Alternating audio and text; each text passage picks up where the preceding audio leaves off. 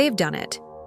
Sam Altman, the CEO of OpenAI, just published a blog that reads like a declaration of war on your community's resources, and he's not hiding it.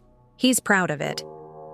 Today, we're breaking down what his gigawatt-a-week plan really means for you, your bills, and your future. Let's start with the math. Altman laid out his goals for the future of his company. And honestly, it's terrifying. We need to get to a factory that can produce a gigawatt of new AI infrastructure every week. A gigawatt is not a small unit. It's the output of a large nuclear reactor. He wants one of those every week. Do you understand our current power grid nationwide is under tremendous strain as it is? Part 1. The brute force method exposed. In my book, we've talked about the 3 paths to AGI. Altman is betting everything on the brute force method. If you throw enough computing power, enough energy at the problem, AGI will eventually emerge. There is no moral quandary here for him. There is no risk of misuse. Have you voted for this? Did you have a say on this future? For him, this is purely an engineering challenge, and his solution is straightforward, if brutal. Build more and bigger servers and link them together, building or using whatever power and water requirements that's needed. It's all a question of scale, and he wants a scale unlike anything we've ever seen before, literally. A gigawatt is the output of a large nuclear reactor that powers entire cities. He wants one of those every week. That's why we call this dangerous. Part 2. 3 devastating impacts. Inside your community, you are already experiencing these every day. The energy siege, the water war, and the land grab. This vision Mr. Altman is discussing brings it to a whole new level. Let's break down the energy siege first. In any other context, the following statistic would be considered insane. The entire U.S. grid adds about 25 to 30 gigawatts of new capacity per year. Our grids, both electrical and digital, are woefully inadequate. It just isn't producing anywhere near enough energy to meet demand. Just last week, the Northeast Power Grid warned of potential brownouts because of an inability to meet demand. And now we learned that electrical grids across the country are expected to be strained to a breaking point by the end of this decade.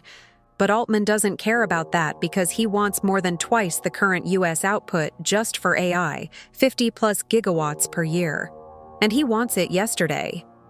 This will strain the grid to a breaking point, causing brownouts and skyrocketing costs for everyone. Your electric bill will become a direct subsidy for OpenAI's project, but it gets worse.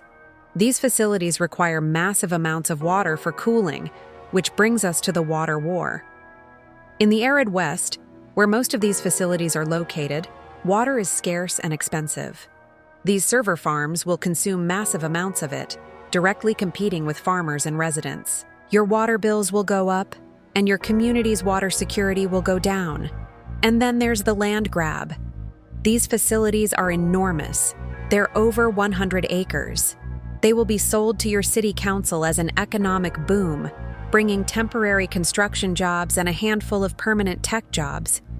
What they won't mention is the constant noise, the visual blight, the strain on local roads, and the fact that the land could be used for housing or agriculture to actually serve the community.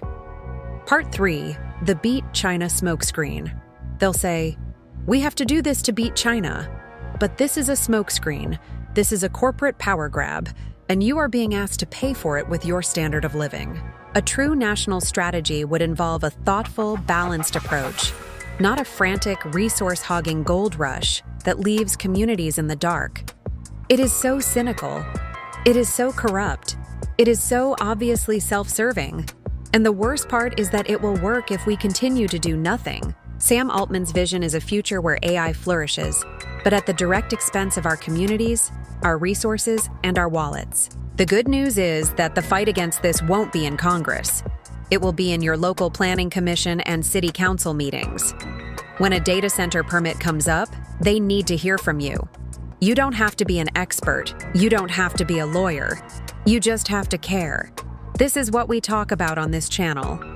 If you want to understand how to fight back, how to ask the right questions, and how to protect your community, subscribe.